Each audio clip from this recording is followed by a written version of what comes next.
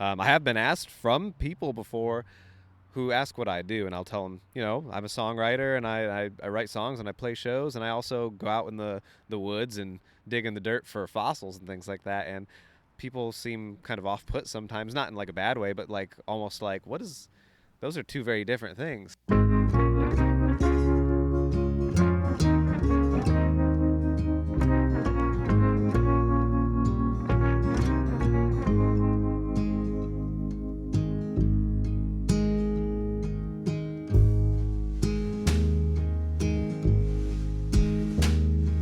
Sometimes I just want to take off my boots and trade them in for some corporate shoes. Welcome to the Marinade, a free-flowing conversation about the creative process with creative people. Each episode we welcome musicians, actors, comedians, authors, visual artists, filmmakers, anyone who creates art to talk about how and why we make stuff. This is episode 165, and our guest is Kyle Keller. Kyle is a singer and songwriter who currently makes his home in Gainesville, Florida. Go Gators.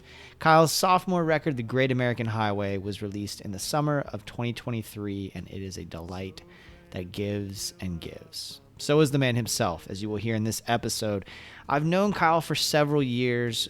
He and my dear friend Jordan Foley are very close, and the three of us had an opportunity to sit and have tea and talk about life here in my beloved Milk District in Orlando, Florida, and then walked over to the porch of Barley and Vine Biergarten to record this conversation. It was a gorgeous April day that was a long time coming. Everyone, it is my great pleasure to bring you my conversation with Kyle Keller. Well, sometimes I just want to quit singing songs, 'cause I hate my voice and my songs are too long. Ooh, Kyle, buddy, thank you so much for doing this. Absolutely. We're overdue. We've been trying to make this happen for years. I feel like you've been trying to nail me down, and I've been trying to nail you down, and we finally did it. Now we did it, dude. Thank you so much. We were talking earlier. I was just thinking about it, the auspicious way in which we met in the bathroom line at Folk Yeah. And I was just thinking about how long ago that was. Oh my gosh. 6 years now? 6 years ago, pre-COVID era. Yeah. That's crazy to think about. It's wild to think, because also I was listening to your records again today, and I just think both of them are so wonderful, and we'll talk about that. But I was thinking about, at that time, you didn't have a record out yet. I did not. You're right. And to think about how much has happened now for you creatively in that time, I was welling with excitement and pride to think that when I first met you in that bathroom line, and now to think about where you are with these two gorgeous pieces of work that people are acclaiming and that are making such a difference for folks who get to listen to them. I'm just starting off by just saying I'm just so excited for you and proud of you and grateful that we came into each other's life as we had to we. I appreciate it, man, and likewise. Yeah, it's fantastic. No, those are kind words. I appreciate it very much, man. Thank you. Oh man, we were talking earlier. So and this has been a fun day already that we got a chance to I don't usually get to sit with somebody I'm going to talk with for a couple hours before we actually start talking about things. But we were talking earlier about just the idea of when I'm around you.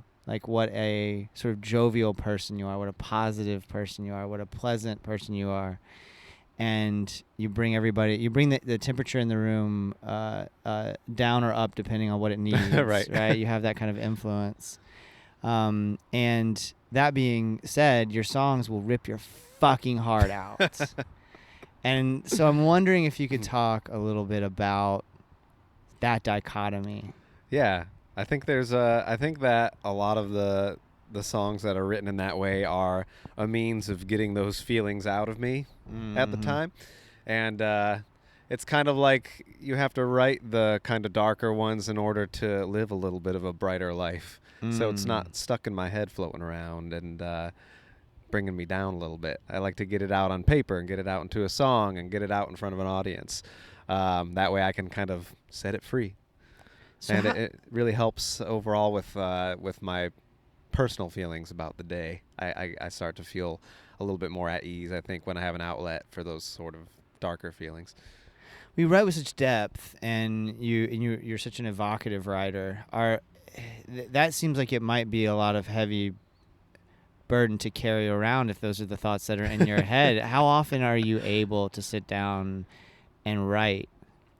I would say, not as much as I would like to. It's a bit of a problem sometimes to write as much as I would like, because I have things I could write about every day, but the inspiration isn't always there. And I get in my head about it. Sometimes I'll start writing something and it's, I'm almost there, but not quite there. And I want to make sure that I am expressing the feelings I'm trying to express in the most accurate way possible.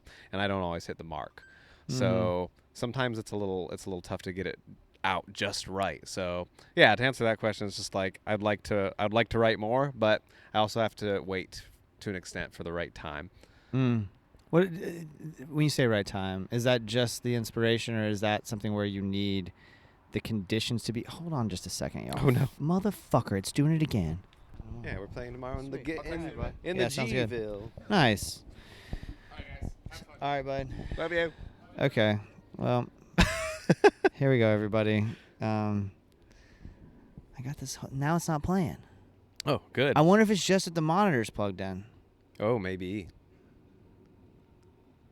That's strange. That's so strange, and I need to figure out how to fix it, because anyway, we're wasting time. Let's get back to it. I don't even remember where were we we? left off. Yeah.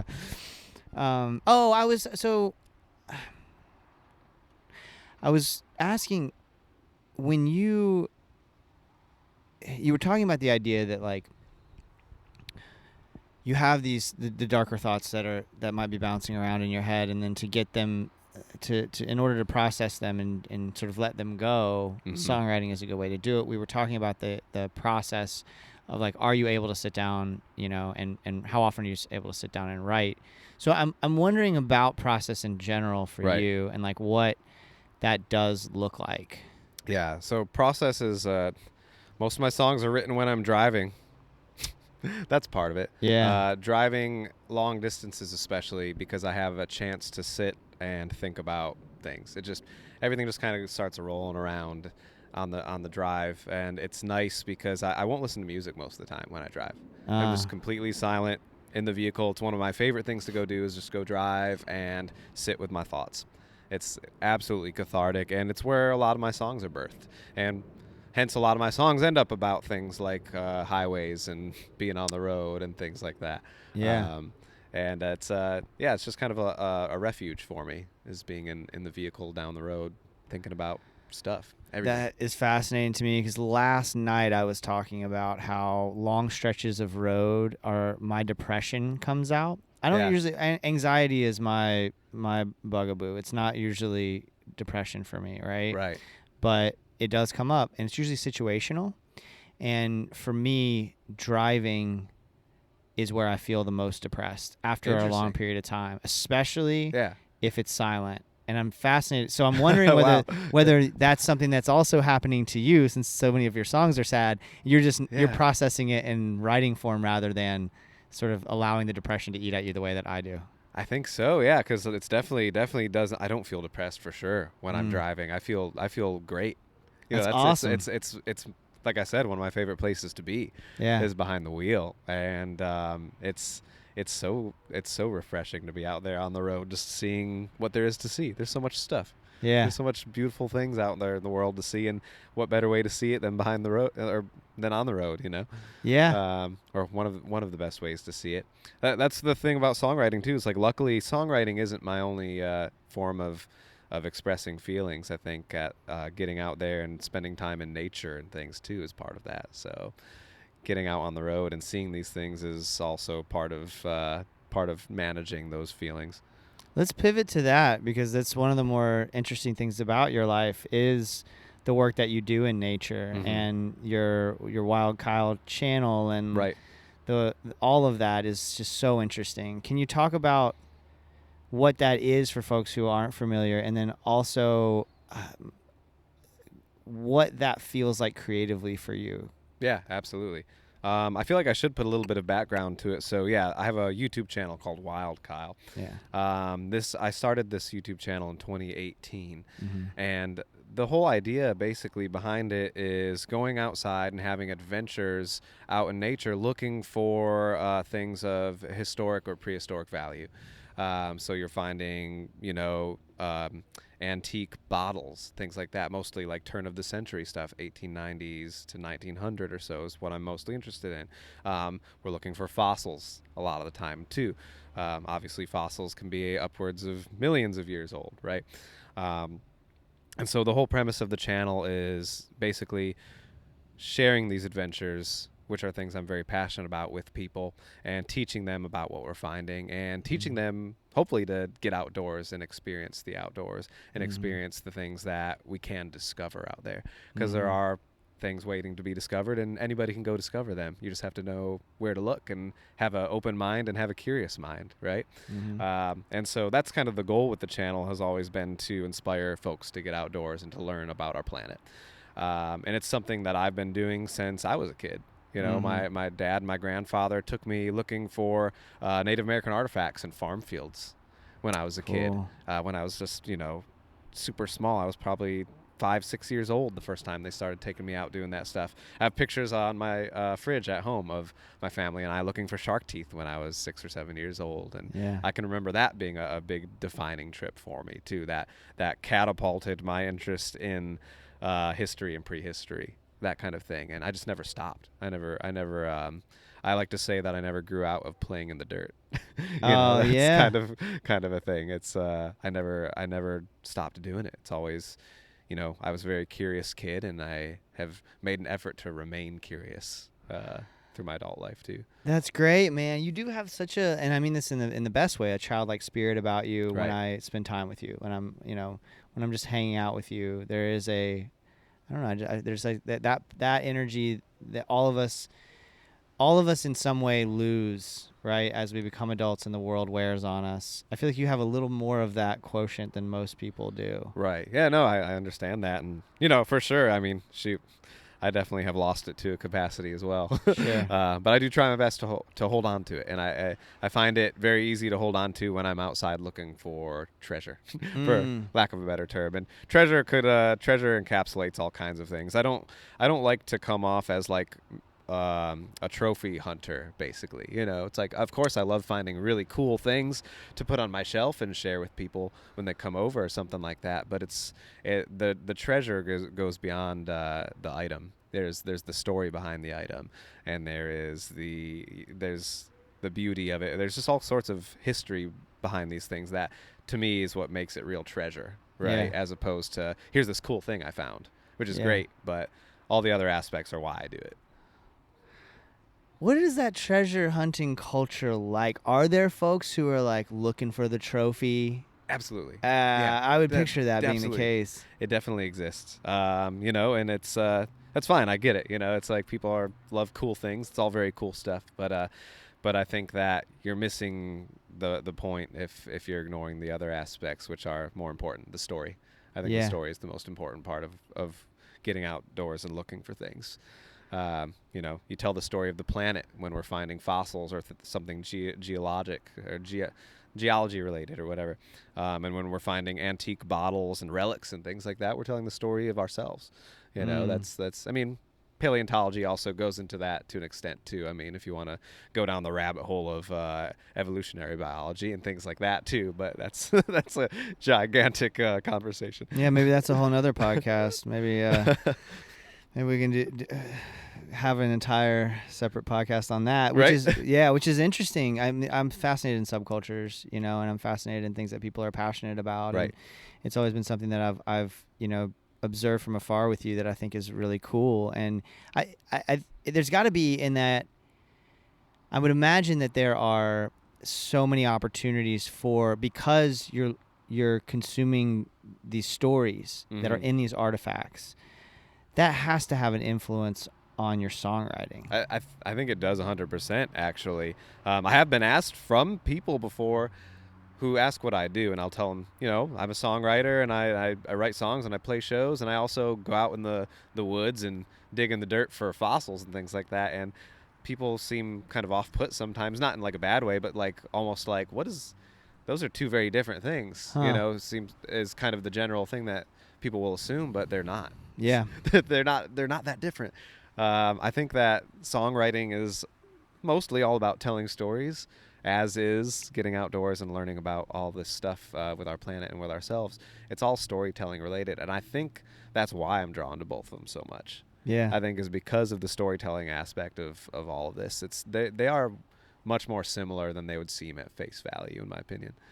I totally agree. It doesn't surprise me at all that those are the two things that you're so incredibly passionate about and that you do for work too. Is like because sure, I would think accounting and songwriting are odd Right. together, That right? makes Like, sense. and I have, I mean, I'm a trained lawyer and I have plenty of lawyer buddies, and those are odd bedfellows, right? Like, but those two things that are your passions make a ton of sense to me, and that we were talking earlier about the balance between the dedication to the craft and then also being mindful of sort of how that work impacts other people. Right. And it seems to me like the two things that you're so passionate about those are things that you have to be a good steward of the steward of the story, right? Because like, especially when you're finding artifacts, no one's there to tell the story of that bottle or that that Native American artifact or whatever. You have to be aware of the context and the history of it and be respectful of that. Yes. While you're talking about it. Same thing is true, I think, of songwriting, which is something that we were talking about earlier. Is like, how much responsibility do you have to the subjects of your songs, even if they're not mentioned by their names? Right. Their essence is in them, and so what responsibility do you have to the person who came before or the person that's in the song? Right. Yeah. I mean, there's plenty of that there. Yeah. I mean, shoot, there's a lot to unpack, I feel like, with that, because there's also the aspect that when we're uncovering things of the past, there's a story behind it, but also a lot of it is still left up to the imagination as well. Mm-hmm. It's like we obviously know certain things about it, but there's also a lot of mystery surrounding it. Mm-hmm. There's mystery to finding maybe, let's say, a mammoth tooth or something like that, and saying, okay, well, I know that if I'm finding a mammoth tooth, I'm somewhere, the sediments I'm in are dating to the Pleistocene epoch, which is a period of time that was between 1.8 million and 10,000 years ago, and that time period also includes the Ice Age. And so you have mammoths, mastodons, saber cats, giant ground sloths, all these things at that time. So we know these things about it. We know the time period this animal lived. We know what type of animal it was, but the mystery surrounding it is like, well, how long did this animal live? What was going on with this animal while it was alive? Like, what else? How did it die? There's so much mystery surrounding it, and that's part of the fun too, is the letting your imagination kind of run wild. We have a general idea of how the planet looked at the time, but we don't really know. Yeah. And if you want to go into Native American artifacts or things like that, I mean, these are little tools of survival. Yeah. They're also works of art that were crafted by Native people out of flint or chert or whatever material they were using, and that's a whole mystery in itself. Who was the person who created this? What were they thinking of about, and like what kind of things did they do for maybe they did some things for fun or whatever, or maybe they had their own way of meditating or something like that, but also they were probably very concerned with having enough to eat. That's something that we take for granted today. We can go across the street to the food mart right there and get food and we'll be fine, but back then you had to hunt. You had to hunt and forage for your food. And so there's so much mystery surrounding all that stuff, which is so fascinating. And songs, you can relate that to songs too. I mean, songs can be vague enough to where there are multiple meanings, or maybe a song that I wrote will mean something to me and something completely different to someone who listens to it, depending on what they're going through in their life at the time. Maybe a certain line is like, that relates to me right now. Maybe they didn't mean it that way, but that's how I'm interpreting it at this moment in time. That's a beautiful thing, I think, about songs and art too. Yeah. Is that openness to interpretation as well. Are there mysteries in any of your creative pursuits that stay with you, or that haunt you, or that you can't let go of in some way? That's interesting. Yeah, I don't know. I feel like there's a lot less mystery surrounding that now than there maybe used to be. I don't know if this is necessarily what you mean, but I have previously struggled a lot with, I think, finding myself artistically in a sense of songwriting or being an artist, or what kind of music am I trying to make, what kind of style am I shooting for, or whatever. And I had a hard time with that for a long time. Finding my voice maybe is the right way to say it. Yeah. I don't know if that kind of is what you meant by mystery. No, but let's go down that Yeah. path, because I think that's a theme we sort of dance around a little bit on the Marinade quite a bit. Right. Is that question of finding your voice, and how do you know when you have found it, or is there such thing as knowing? Are you constantly chasing it? Right. I'm interested in your thoughts on that, and like where you were, because when I listen to your records, I hear a man who's found his voice. Right. Is what I hear. You may not feel that way, but that's what I'm hearing, and I'm interested in like that question. I feel that way now. I feel that way now. I feel like The Great American Highway, my most recent release, I think is something that I feel like has captured my voice. Yeah. I do feel a little bit different about my first record. I think that I don't think I was quite where I wanted to be yet with that record. I still love the songs on that record, and I know that there are a number of people out there who do. But for myself personally, I wasn't quite there yet, and I don't know if that's necessarily anything to do with the music, the way the music was written itself, or if it's more along the lines of my own personal feelings towards it. It's kind of a struggle within myself more than anything. I think more than what like the music sounds like coming out. It's probably more of something that's in my head. Yeah. Where it's like, okay, I'm struggling because maybe I'm doubting myself in a certain way or something like that. But I will say that this last record kind of sealed a little bit of comfort in me, to where it's like, this is the direction I want to go. And that these songs feel good, and my approach feels good, and my delivery feels good, and that's kind of the way I want to keep going. Obviously, unless some other thing inspires me too. I like how you said, are you kind of always chasing it? I think you are to an extent. Yeah. I don't think that I don't want to get too comfortable necessarily. In it, because I want to have room for growth as well. Mm-hmm. You don't want to get stuck and be like, okay, this is where I'm at, and it sounds perfect. It doesn't need to be changed. I don't necessarily agree with that. I would like to be able to remain open to change as well. Yeah. As time goes on. Well, I love talking about the two records. On your first record, it's incredibly sparse. Yep. And that is part of what I hear when I hear sort of the style of Kyle Keller. Right. Like the essence of Kyle Keller is the stories need to sort of lead. And as I mentioned, you write so richly that it's important to me as a consumer of your music and as a fan to hear what you have to say, right, and to really let what you have to say breathe. And on the first record, that is 100% like at the forefront. On your most recent record, the same thing is true. Right. And you added a lot. Yep. Right. So can you talk about that choice? Yeah. And sort of how you had this really sparse record. The second record still feels fairly sparse, but there's also a lot more going on. And then you haven't compromised in the second record the fact that the stories and what you have to say leads. Absolutely. Yeah, shoot. The first record was, they were both recorded a little bit unconventionally. I guess, I don't know. A lot of people are recording in living rooms now, but that's basically what it was. My buddy Justin Mercer produced both records. He's in Waycross, Georgia, and he has a home studio. And All It Does Is Rain, the first record, was also recorded with Justin, but in a different house, actually. So he had moved in between records. Okay. And that one, I was standing in a closet. Yeah. With a bunch of like flannel shirts hung up as the soundproofing, Yeah. And I'm standing in a closet playing the songs live in there. And there's just a couple things on the record. There's like a piano on a couple songs, and I played harmonica to some songs. That's it. There's really nothing else.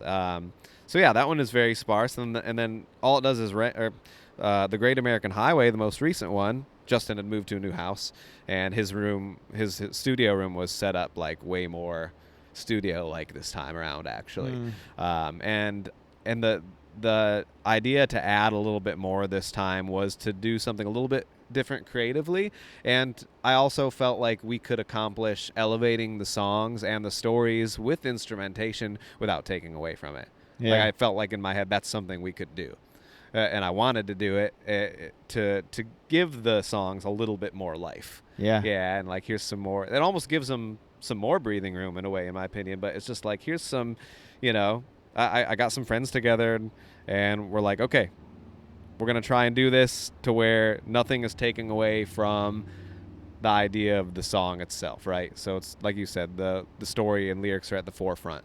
Yeah. That's kind of always been my approach. And I was like, we can do this without taking away from it. So we attempted, and I think we succeeded in that. I mean, it was still a mostly live record for the most part. My buddy Connor did drums, and he was in the other room, mic'd up with the drum set. He had a headset on, and I was in another room, had my headset on, and we just listened to each other. Yeah. And played the songs, and got them on like one take a couple times and things like that too. Amazing. And a couple it took more. So the meat of the record was all live. My harmonica, my guitar, and my singing and the drums were all together. That was all live. Yeah. And then we added everything else separately. It was basically like the drums were a click track.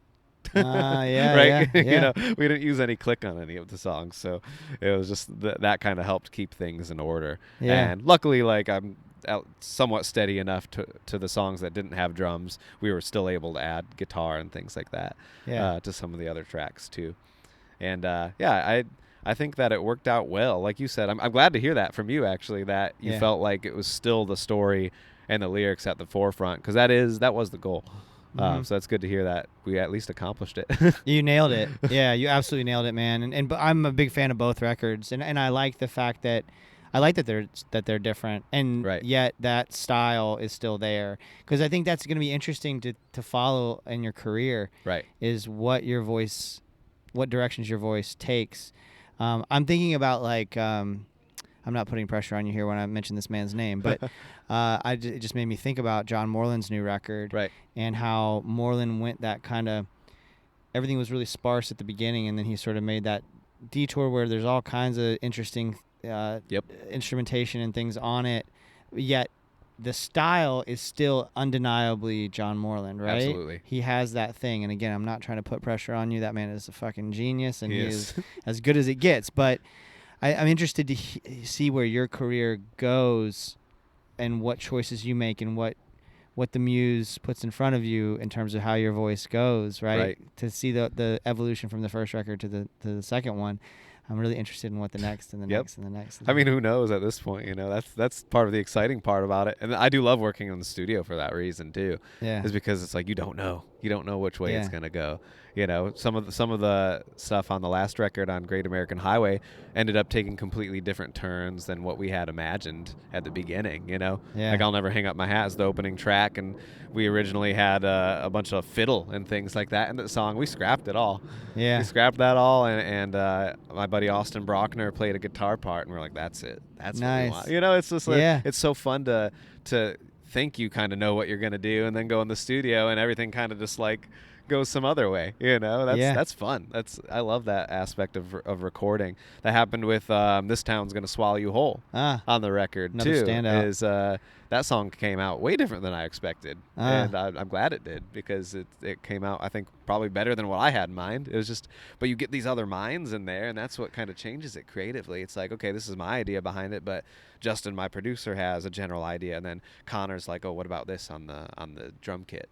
And it's so fun to work with that stuff in the studio. And so I think the next situation, and we'll probably have some different players and all that stuff.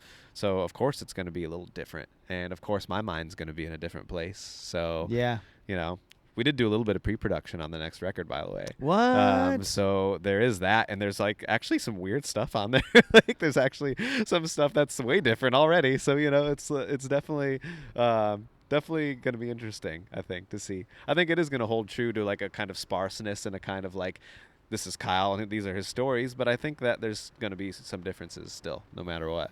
Man, Yeah. okay, so I'm so glad you mentioned that. How much can you tell me about it? Like how much can you tell me about the songs that are going to be on the next record? Man, I'm very excited about it. Good. This is good because I was, I think, way more excited about the Great American Highway than I was All It Does Is Rain. And at this point in time, I'm really excited for the next record. And Yeah. my goal is always to like, hear that.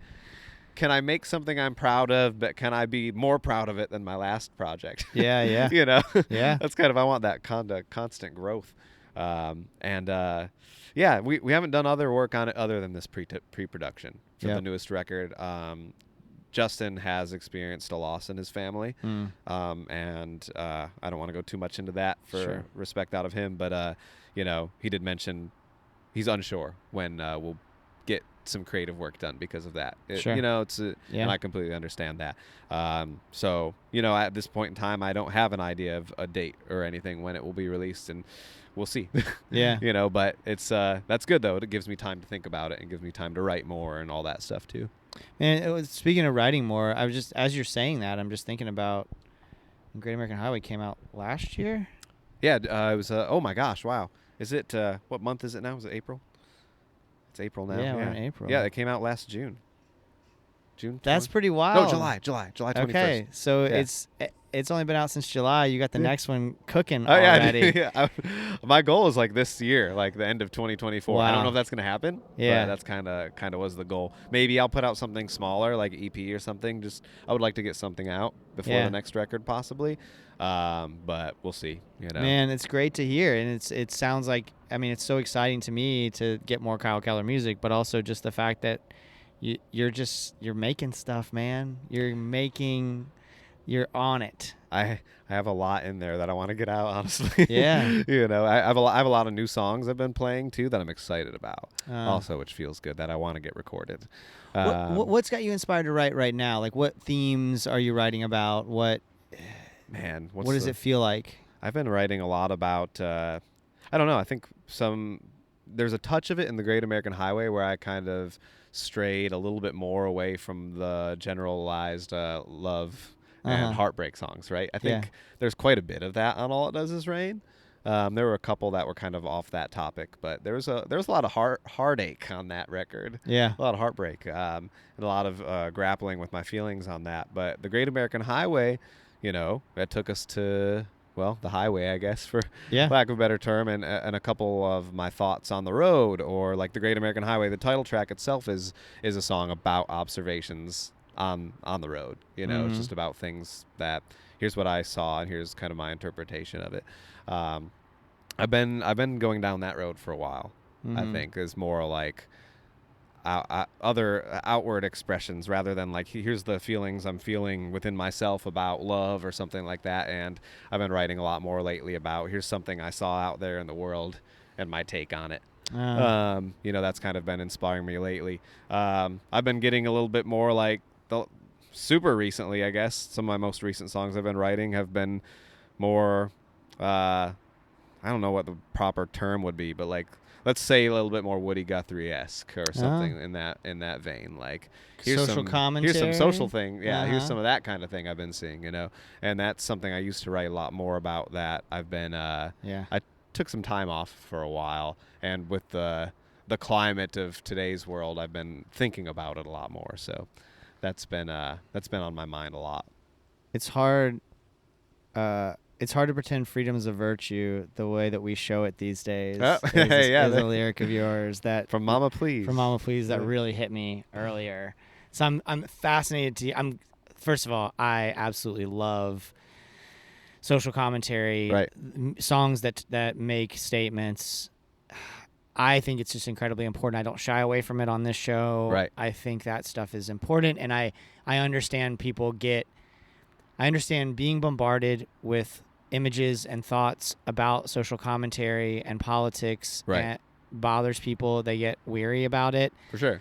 I understand why, but I also challenge people to not let that happen. Yeah. Right? As soon as we do that, then we lose those freedoms, right? That's right. That's exactly right. And I think it's incredibly important to have those conversations. I won't say who it is, and I'll throw a broad blanket on the last let's say the last 50 episodes, I had an interview where I did all my prep, was ready to go, and then right before the interview, I got an email from this person's publicist, and it was like, "Hey, I'm gonna pop on the call." It was a Zoom call. I'm gonna pop on the call. I'm excited for the conversation. I'm sure this isn't an issue, but just so you know, politics and religion are off limits. Interesting. I'd never had that happen before. Wow. Especially from songwriters. Right. And it was fine. I'm proud of the conversation. Yeah. I respect that. If that's how you feel, that's fine.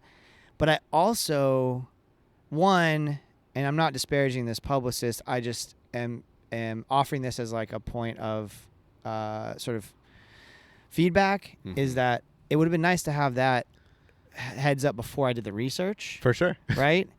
A. B, I just, as much as I respected their wishes, I was also like, come the fuck on. You know? It's like, really? Why not? This is a podcast. We can talk about anything. Right. And if we're not talking about politics and religion in 2024, what the fuck are we talking about? Yeah, it's almost it's a staple in any conversation these days. And I love that it is, because there was the old attitude, especially at bars, like don't talk politics and religion at a bar. I'm like, that's my favorite thing to talk about at a bar. Like, I understand people are weary, but I'm really excited to hear your thoughts on things. Especially like the times that on your records that you do dabble, like that lyric, right? I'm interested to hear, when that comes. When those songs are released, I'm really interested to hear, your take on it and that sort of what you got through air. That's exciting to me. Yeah, there's a lot. There's a lot there. There's plenty to write about in that kind of stuff. Obviously. Yeah. And I did stray away from it. I think that I did on that record a little bit on All It Does Is Rain. There was a couple songs on there where I did dive into that. Yeah. Those ideas.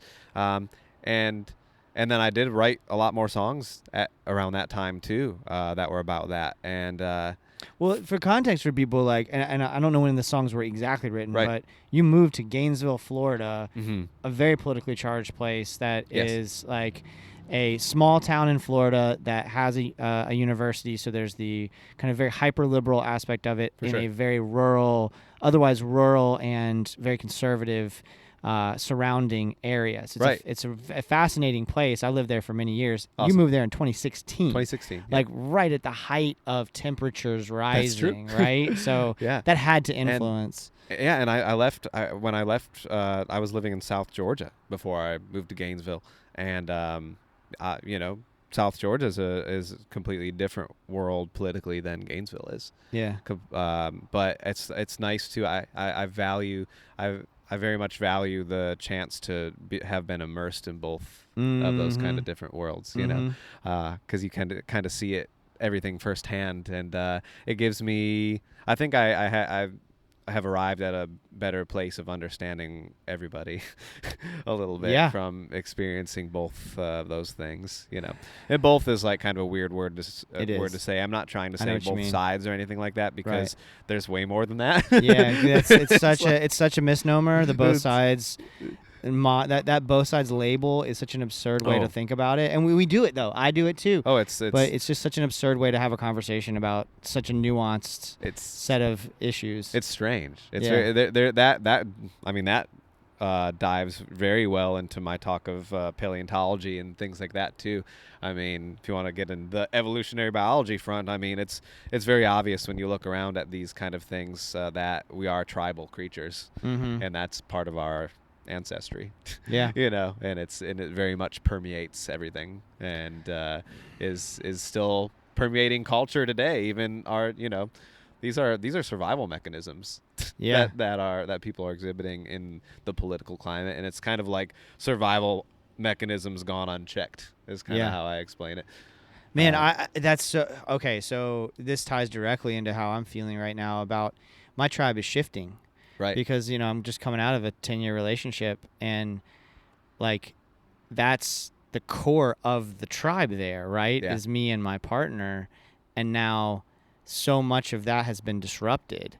And Absolutely. while there are mutual folks that are still in my in that circle, now there are folks who have ventured off from that tribe, and it is a disorienting feeling. Right. Because there is that craving for a need for that unit that once it's shattered, it's processing that is really disorienting. Exactly. That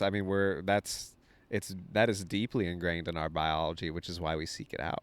Yeah. That's a fun aspect of all that kind of treasure hunting stuff that I do, is learning about that kind of stuff as a side note off of it. It really does help us understand why we act the way we do too, in a lot of ways. So I think that's important. I think it's important because it helps us at least become more aware. Yeah. It's like sometimes I'll think of something I'm thinking or whatever, and I'm like, oh, but I'm being tribal, like, or something like that. I'll look at myself in the mirror and be like, you're being tribal about this and that, and it's unnecessary at this moment in time. You know what I mean? It's like, but you're doing it because you're still a primate.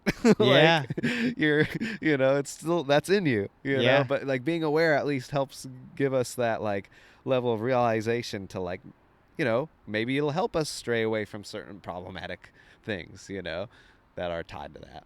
Right. What a healthy level of self-reflection that you possess there. That's all. Is there work you do on that in terms of being self-reflective and making sure you're not giving in to some of those tribal urges that might turn negative? Yeah, I mean, that's kind of a constant effort. I think about it probably every day, probably more than I would like to sometimes. It's kind of the stuff that's been consuming my mind lately is the social climate and everything like that. But yeah, I mean, songwriting is a way to reflect on that stuff. Even likening back to what I was saying earlier about getting out in nature too. It's just that kind of stuff is something that I would say is grounding, for lack of a better word. Maybe it just kind of reels me in. Maybe calms me down, makes me feel more what's going on inside. Can I, take charge of that maybe in some way?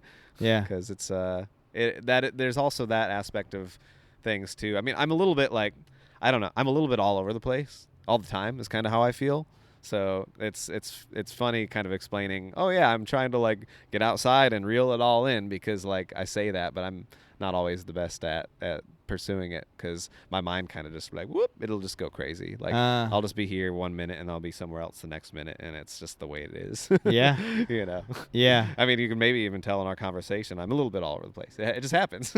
Well, you do a good job of harnessing it. It's funny you say that, because I was just thinking you're such a natural conversation partner, and you're such a natural, we don't really do interviews, I guess, on the Marinade, but such a natural interview, for lack of a better word, subject, for lack of a better word. Well, I appreciate it. Yeah, 'cause I do this with a lot of folks, and sometimes it's like, oh man, I like talking. Talking's fun. Yeah, right.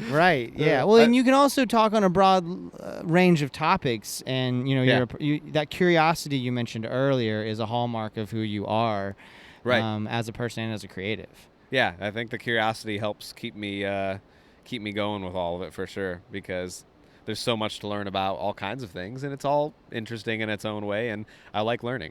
Yeah. Learning is a lot of fun. It's the best. And it makes things complicated sometimes for me. Sure. Because sometimes I don't know how I feel about something. I'm like, I mean, there's like 10 ways I could feel about this thing. How do I actually feel about it? Yeah, ignorance truly is bliss sometimes. Right, exactly. My friend and I were talking about that recently, man. He was like, I don't know. He's like, I don't know if I want to know all the things I know right now. He was like, I used to not think about it, and I was happier. I don't know, when it comes to like social commentary, things like that, or the political climate. Yeah, definitely not knowing kind of makes things feel a little better sometimes. Right. Unfortunately. Yeah. But also it's important to know. We got to know. Yeah, you got to know what's going on. But I will say, I'm trying not to get off track too much, but something my girlfriend and I have done probably the last week, other than that morning that it rained really hard. We've been making our breakfast and making our coffee, and we go outside in the front yard and we sit down on the ground with our breakfast and coffee, and we watch ants. There's all these ants, and we watch them carry their little leaves and their little things back to the nest, and like we're just observing it. Yeah. And it's just that it's so crazy. It like spurred all this stuff in my head. I was like, to these ants, things are probably just fine. They're just doing what they do. They're not worried about who they're going to vote for or who's going to win the next election or this and that. They're just doing their thing. Yeah. And it's there's some lessons to be learned there a little bit in a way. Obviously, we want to be aware of things going on, but also like it can't consume you also. Like, right. I think there's a healthy level of that. And so something like that has been so nice in the morning to wake up and do that, as opposed to what I have also done in previous mornings where I'll pull my phone out and the first thing I do is start scrolling social media. Yeah. That's admittedly a problem I did for a long time, waking up and just what's the first thing I do is pick up my phone and check my phone. What's going on in the world? What's how many likes did I get on my post from last night? Sure. Because my value's wrapped up in that for some reason. Right. And when you get outside and you see like these ants doing their thing or anything else, like we watched some bugs in a park the other day too, like there's some bees and some spiders and things there too. It's like helped put things into perspective a little bit. Yeah. Like there's also that aspect of life where things are going on aside from what people are doing and the things we're concerning ourselves with, and that kind of helps us to reel things in that way, where it's like, okay, try to not consume yourself with the chaos of the world too much. That's right? great, man. I mean, the Florida legislature is not legislating ants' bodies, so it's a little different. This is true, but yes.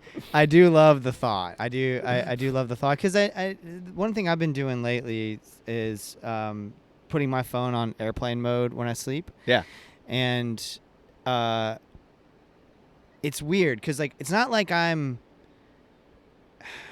checking my phone in the middle of the night or something, and I don't get. My friends are all in their 40s, like they're all asleep. No one's texting me usually. Totally. At wee hours, but that being said, there's something about, or like one of the things I've been trying to do better lately is just even leaving the phone. I'm gonna get. I just recently moved. I'm gonna get an alarm clock. Right. Like I did 10 years ago, right? Yep. And I'm going to leave my phone outside of the room. Cool. That's my next step. Awesome. Because one thing I have been good about, I will say, for many years, is I rarely check my phone first thing in the morning. Right. Once you develop that discipline, then you feel kind of icky. Yep. Checking your phone, right? When it's a habit, it's a habit. Yep. And you don't feel weird about it. Like anything, right? If you smoke, you smoke. If you drink, you drink. Like 100%. Anything, you're like, well, that's just what I do. But once you break the habit of checking your phone first thing, it feels naughty as hell. Not in a good way, not in a sexy way. Yeah. In a really gross way. And so I like to start with my morning pages every morning, right? And that has made a huge difference in my mental health. And I know going through this most recent difficult time, I was more prone to checking my phone. Yep. And I'm already depressed, and then I'm checking my phone. That ain't helping. Doesn't right? I'm not getting as many likes as I wanted, right? Yeah, so thankfully at this point, I'm, by the way, incredibly happy right now. But putting that phone away and getting outside more, getting into nature and seeing those ants. Yeah. A good reminder. I really appreciate that reminder. That's a good reminder to get outside and put all the electronics away. And it's a simple thought, but it's still helpful to return to that practice. Yeah, and it can be for a short time. Like you said, the Florida legislator's not trying to legislate ants' bodies. Yeah. So there are these very, very, very important aspects of the political world that we do need to be immersed in to an extent. But I think if we do take the time to put the phone away a little bit, go outside, spend time outdoors, clear our minds, that is going to put us in a better position to handle these other things. Yeah. Right. It's like there is a means to the end, or however the right way to say that would be. Yeah. Is that if we can take care of our minds in the best way possible, we're far more equipped to take care of other things politically and whatnot. I would think. Yeah. I think it puts us in a clear headspace where we can more clearly think about what we have to think about. Well, we're sitting on the porch at Barley and Vine Biergarten in Orlando, which is a bit of an oasis. Yes.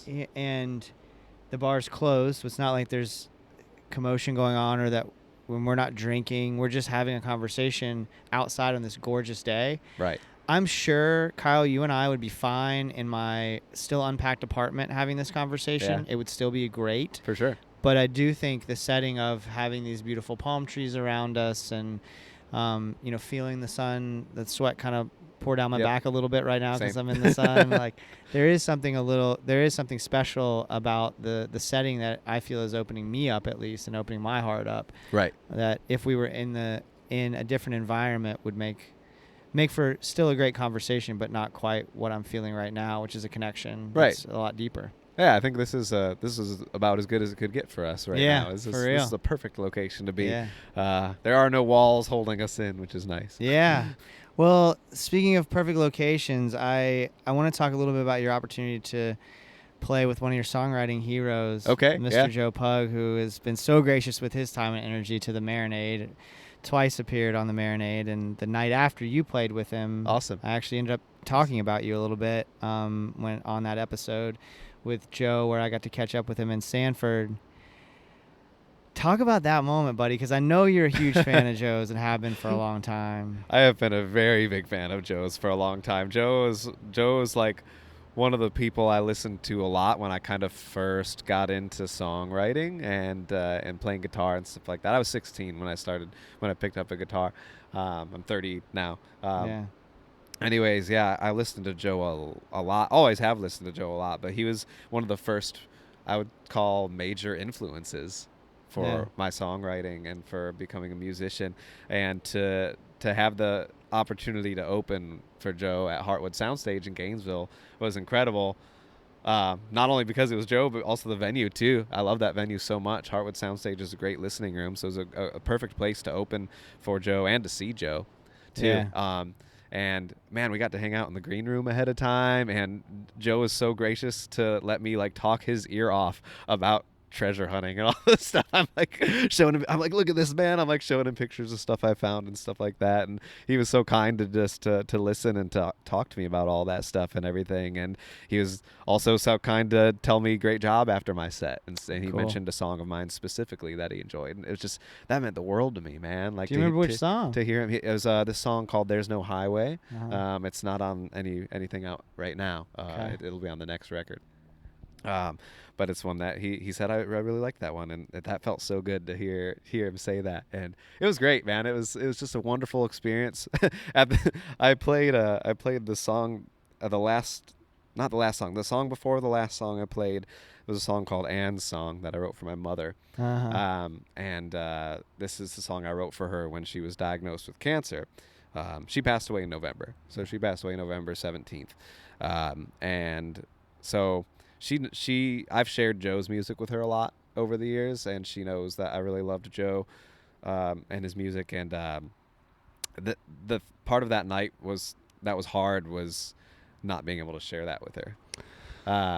And because I would have been so excited to call her and be like, I'm opening for Joe Pug, you know what I mean? Yeah. And so I played Anne's Song, and at the end of it, I was just like sobbing. Yeah, I was just like sobbing. I'm like, sorry guys, I had to like wipe my eyes for a minute and everything. But no, that was a beautiful moment that night too. It was an emotional night in that regard. You know, it's like someone I've looked up to so much for so long, and got to open for him, and would have loved to tell mom about it, but man, it felt like she was still there, in a way. That's beautiful. Thank you for sharing that. Are you able to? I'm so sorry for your loss, and I'm curious about how you process that, because you told us earlier, right? The dark things you process in song. That's a different kind of heaviness, right? Are you able to, and have you since her passing, or as it was happening, are you able to write? Yeah, I haven't written a lot since then, to be honest with you. I have written some. I haven't written really directly about that yet, other than a couple things here and there. Nothing of concrete, nothing really finished. But it'll come, I think, too. It's just a matter of when. I wanna express it properly, Yeah. It's been the weirdest few months of my life in that regard, for sure. Losing the person who brought you into the world is a weird feeling. Yeah. And then dealing with all the stuff aside from that, like the funeral and all those logistical things, which are all fucked up. Yeah. It's like, that stuff's weird, man. It just like, it's strange. You're like going into the funeral home, and the guy's like talking to you about the caskets you can buy, and it feels like a fucking sales pitch. It's so backwards. It's so weird. I don't like it at all. Anyways, it's like it was it's been quite a weird few months in regards to that. I will say I had a lot of progress previously on things like anxiety. We talked about anxiety a little bit. Before Mom's passing, I had gone to therapy for a year or so and made a lot of progress in my own battles with anxiety. And I will say that losing Mom kind of put me back a little bit. It kind of set me back a little bit because suddenly you're grappling with our mortality a lot more than you were previously, and then suddenly you have one parent alive, and suddenly you're worried about when that one's gonna happen. You know what I mean? Sure. And it's just like so my anxiety levels have increased, I will say, since then. But I think I'm on this slope. I think I'm on the upward slope right now. I think I kind of reached a bottom, and I'm hopefully like working my way up right now because that short time afterwards was like pretty rough. And still is. I have a lot more anxiety than I was dealing with, but a little less than I was maybe a month ago. Also, it's like I'm working on it. It's like I'm getting there, and it ebbs and flows. So I'm not really expecting it to get 100% better because it doesn't get 100% better. It's like you can't. Yeah, it can't. It can't get 100% better, and it probably shouldn't. Anyways, I mean, well, you know what, Kyle? I say it doesn't get 100% better. I said that as a reaction, right? Because I'm conditioned. I'm programmed to believe that it doesn't get better. Right. And anybody who's listened to the show more than even 2 episodes knows that I wrestle with anxiety, and I talk about it to ad nauseum because I need to. Right. And because I think it helps other people who listen, who struggle, to process it and feel less alone. And that's really important to me, that we all, whatever we're wrestling with, that we feel less alone. The last 2 or 3 months, no, that's not true. I'm going to only put the last month specifically on it. Yeah. Through a series of events in my life, falling in love, having a very supportive partner in my life now. Right. Having a sense of peace about who I am as a man at this point in my life, nurturing the aspects of me that I feel like had laid dormant for a long time, and the parts of my identity that lay dormant for a long time. It's not that anxiety is gone. It's not that which stems from my fear of mortality. It's not that my fear of mortality is gone. But even you talking about funeral homes and the passing of your mother, that's a really triggering thing for me that wasn't triggering at all just then. Interesting. Yeah. And granted, this is all. So I'm sharing all this to ask you about your practice in dealing with anxiety, because all of this is also packaged together with regular therapy. For sure. And I had not had regular therapy for the last year and a half, but I did from that point back to 2017. Okay. And so I think all of that coupled together, having such support, feeling, and also from my friends and family too. Yeah. Feeling like I'm accessing parts of my identity that had laid dormant for a long time. Yes. Aspects of my masculinity, aspects of my role in the world as a Southern man, and the duality of the Southern thing. Yep. As someone who is hyper anti-racist and social justice oriented, but who grew up in the South as a white man, all of those, accessing all of those things and understanding my identity and my place in the world, I have a better sense of it now than I ever have. And as a result, my anxiety is the lowest that I can remember in my entire life. And I'm interested in the practice for you, like what you do, especially as you felt that heightened anxiety after your mother's passing, like what work you do. Yeah, I will backtrack slightly and say that before my mother passed away, my anxiety was at the lowest level it had ever been. Interesting. I had hit it pretty hard. I was able to knock it down pretty well, and a lot of it is kind of calling back to exactly what I was saying earlier about things like driving.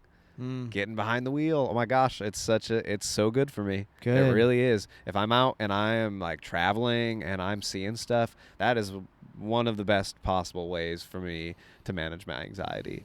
Is just to get out and see the world.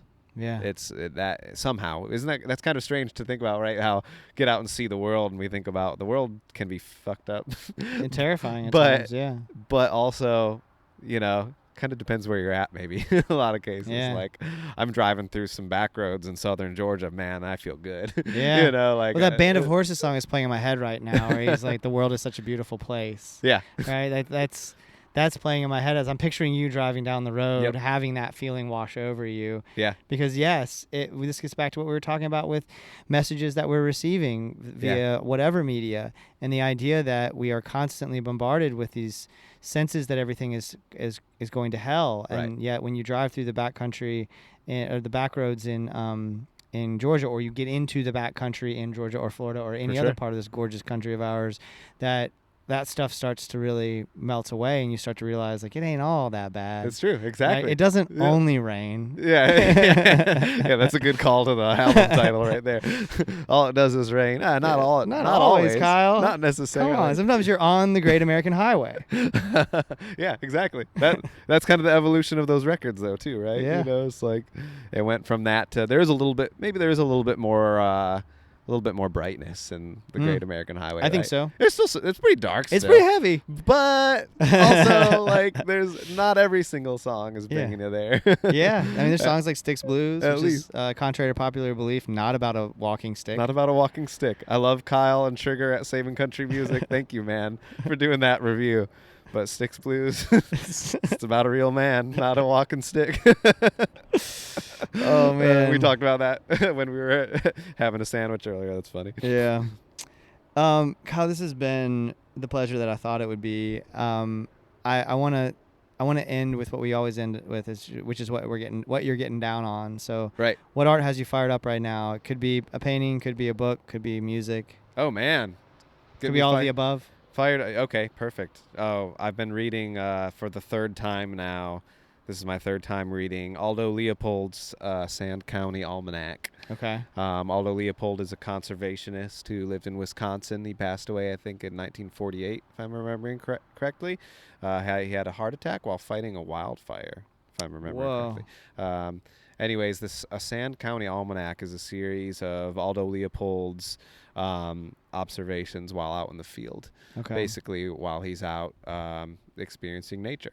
And he has all these kind of beautiful musings and ideas about things that make maybe how I was talking about the ants earlier. Aldo Leopold has a really good way of taking these very small things in nature that we don't think about a lot and turning them into this big monumental idea that changes the way you look at the world.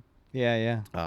And that book has changed my life in a lot of ways, and so I'm reading it right now. And again, like I said, for the third time, my girlfriend Natalie is reading it with me at night. We'll lay in bed and I'll read a chapter or so, and That's the cutest fucking thing I've ever heard. And that's fantastic to me to be able to share it with her, because she had never read the book or had heard of it until I told her about it. Yeah. And man, I tell people, that was a loud squeak. I tell people about that book any chance I can get. Anyone who I like, similar to the conversation we have, if it gets to that level with somebody, like, I'm going to tell you about a Sand County Almanac. Cool. So I'm glad that you mentioned that, because I got to tell you about it. Yeah. I love that book, and he's got other works out there too. Things like that. Round River is one that I've kind of got my eyes on next, and it's that book really taught me a lot of ways to go out and experience nature in a way I hadn't before. Yeah. So yeah, that's what's been firing me up lately. Man, that's awesome. Yeah. Cool. That's not what I would have expected, but I guess it makes a ton of sense Right. now that you're talking about it. I'm gonna have to check it out. I love that. So two things you hit on there, as we kind of wrap things up, that I absolutely love. One is, one of my favorite things to do is to be with someone you love while you're reading. Oh yes. It's one of my favorite. It's like the most intimate, beautiful thing in the world, is to read a book. Either they're also reading, or you're reading to them, or you're just reading together. Yep. Especially in bed with a woman that you love. Oh my god, It's amazing. It's like the sexiest thing to me. It is. Yeah, It really it's is. so attractive. I was so excited when she was all aboard for that sort of thing. I was like, let's read it together. Yeah. I was like, and she was all about it. She's like, great, let's do it. And Yeah. So happy about Well, that. that's the second thing I was going to say is I love when someone has a book that's their favorite or a album that's their favorite or whatever it might be, and it's someone that you love. This is especially true in romantic relationships, but it's true in friendships too, or Right. familial relationships.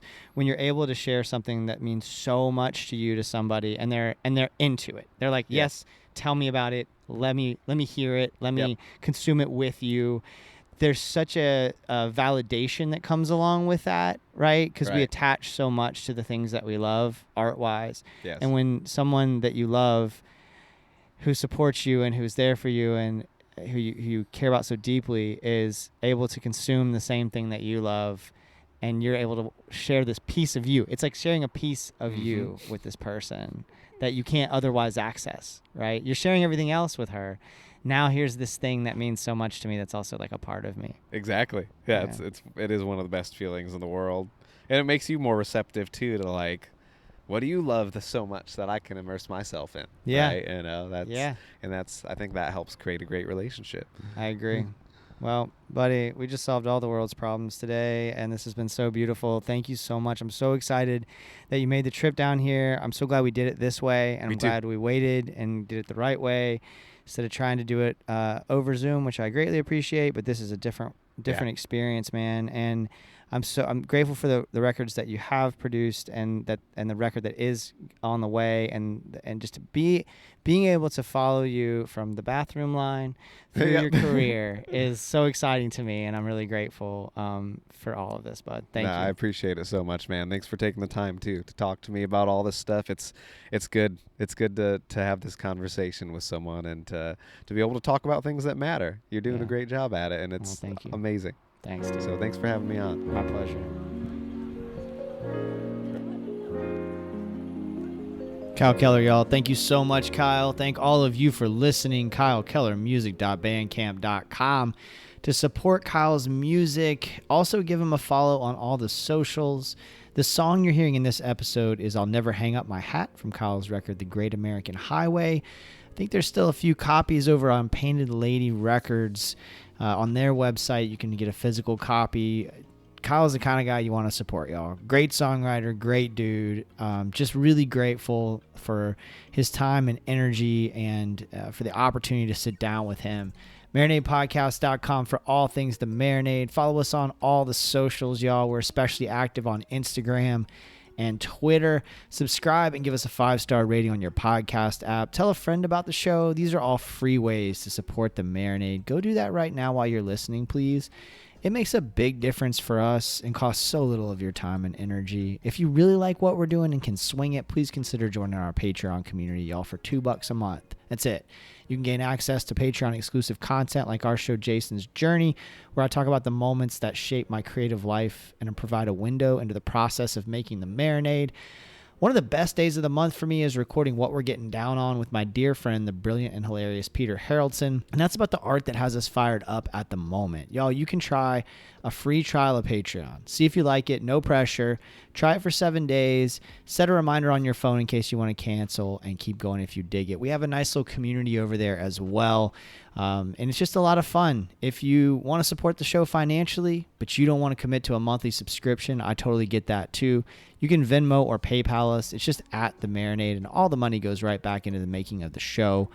Orange Blossom Review, Blackwater Soul Review. We're headed to Bonnaroo. We're headed to Laurel Cove up in the Cumberland Gap next week. All those things happen because of the generosity of our listeners. But above all, y'all, we're just thankful that you listen. Thank you for listening. Thank you for spreading the word about The Marinade. Thank you for supporting artists like Kyle Keller. And until next time, go out and create something. Cheers, y'all.